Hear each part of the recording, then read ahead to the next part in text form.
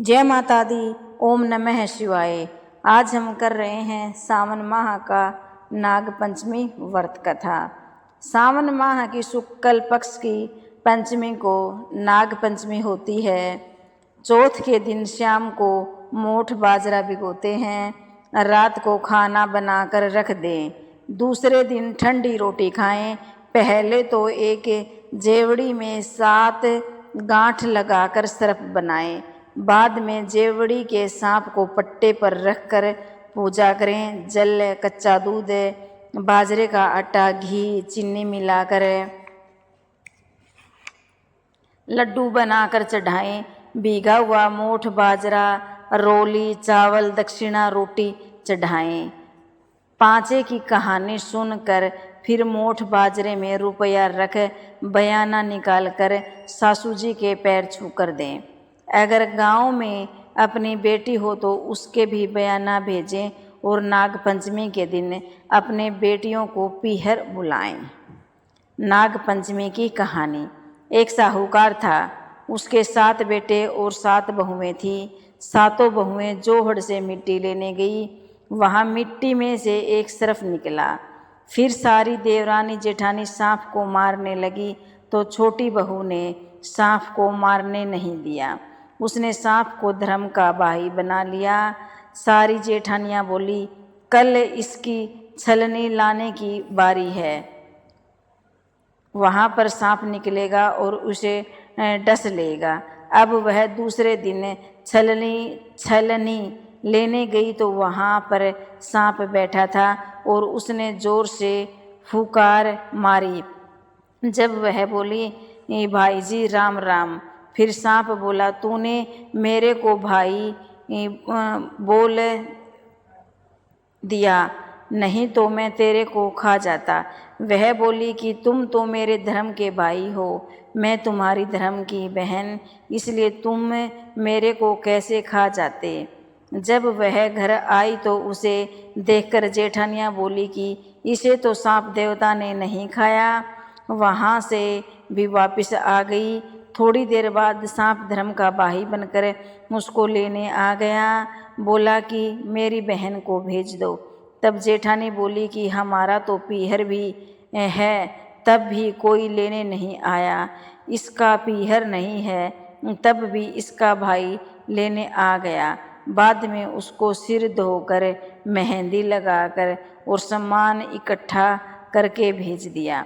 पीहर पहुंचकर सांप की माँ ने उसकी बहुत खातिर की। एक दिन उसकी पड़ोसन से लड़ाई हो गई तो उसका धर्म भाई अपनी माँ से बोला कि अब बहन को ससुराल भेज दो।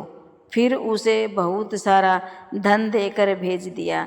तब वहाँ पर ताई चाची बोली कि ये बहू, तेरा भाई बहुत लाड चाव करता है और तेरे को 6 कोठे की ताली भी दे दी, परंतु 7वें कोठे की ताली नहीं दी। तब वह अपने मन में बोली कि भाई ने मुझे 7वें कोठे की चाबी क्यों नहीं दी। तब भाई बोला कि अगर तू 7वें कोठे की ताली लेगी तो पछताएगी, परंतु वह बोली कि मैं तो लूँगी। तब उसने चाबी लेकर खोल कर देखा तो एक बूढ़ा अजगर बैठा है। अजगर ने उसको देखकर फुकार मारी तो वह बोली, बाबूजी राम राम।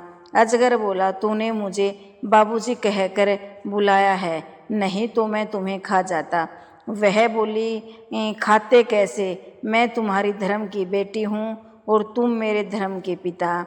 बाद में वह बहुत सारा धन दौलत लेकर अपने ससुराल आई तो सारी देरानी जेठानियों की अपना तो पीहर है, तब भी बाप भाई लेने नहीं आया, इसका पीहर नहीं है, तब भी वह बहुत सारा धन दौलत लेकर आई है। दूसरे दिन उसके बच्चों ने अनाज का बोरा गिरा दिया। तब उसकी ताई बोली कि तेरा तो नाना मामा है, उसे सुनता होगा तो वह सोने चांदी की अनाज की बोरी मंगवा कर दे जाएं, तुम हमारा अनाज नहीं गिराओ। तब लड़के लड़की ने अपनी माँ के पास जाकर कहा तो सांप ने सुन लिया। और उसकी बात सुनकर सांप ने अपनी माँ से जाकर कहा, माँ, बहन को तो बहन की जिठानी ताने मारती रहती है, इसलिए मैं तो उसे सोने चांदी की बोरी देकर आऊँगा। 2 सोने की 2 चांदी की बोरी रखवा दी। दूसरे दिन झाड़ू बखेर रहे थे तो ताई बोली कि तुम्हारे नाना मामा तो अजगर और सांप हैं, वह तो सोने चांदी की बनवा देंगे, इसलिए हमारी झाड़ू मत खिंडाओ। तब सांप अपनी माँ से फिर जाकर बोला, बहन को तो ताने मार रही है, इसलिए मैं तो सोने चांदी की झाड़ू देकर आऊँगा। झाड़ू बनवा कर दे आया। यह देखकर जेठानी ने ताने मारने बंद कर दिए। तब जेठानी ने राजा से जाकर कहा कि हमारी देवरानी के पास तो नौलखा हार है, वह उसको क्या अच्छा लगेगा, वह तो रानी के गले में अच्छा लगेगा। उसने साहूकार के बेटे की बहू को बुलाया और कहा कि वह हार तेरे अच्छा नहीं लगेगा, इसलिए वह हार मेरी रानी को दे दें। उसने हार निकाल कर रानी को दे दिया और ही मन में बोली, यह हार मेरे गले में रहे तो हार रहे, रानी के गले में रहे तो नाग बन जाए, और हार देकर जाने लगी। रानी ने गले में हार पहनते ही हार सांप बन गया और काटने लगा। तब रानी चिल्लाई कि साहूकार के बेटे की बहू को बुलाओ कि वह मेरे ऊपर क्या जादू टोना कर गई। राजा ने साहूकार के बेटे की बहू को बुलाया और पूछा कि तू क्या जादू टोना करके गई जो रानी के पहनते ही हार सांप बन गया। तो उसने कहा कि मेरे पीहर नहीं था तो मैंने सांप को भाई बनाया था, मुझे तो सांप देवता ने ही हार दिया था। राजा ने यह बात सुनकर हार वापस दे दिया और साथ में एक हार और दे दिया। यह देखकर 2 रानी जेठानियों ने सोचा कि यह तो राजा रानी से भी नहीं डरी और उसके पति को सिखा दिया और कहा, यह धन कहाँ से लाती है। तो रात को उसके पति ने उसे मारा और पूछा, तू धन कहाँ से लाई है। तो उसने अपने पति को सारी कहानी बता दी और कहा, यह धन तो मुझे सर्प देवता ने दिया है।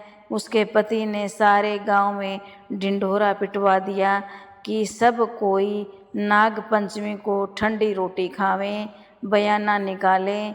इस कहानी को जो कोई पढ़ता है, सुनता है, उसकी नाग देवता की कृपा से सभी मनोकामनाएं पूर्ण होती हैं। ये थी नाग पंचमी की कहानी। वीडियो अच्छी लगी हो तो चैनल को लाइक और सब्सक्राइब करें।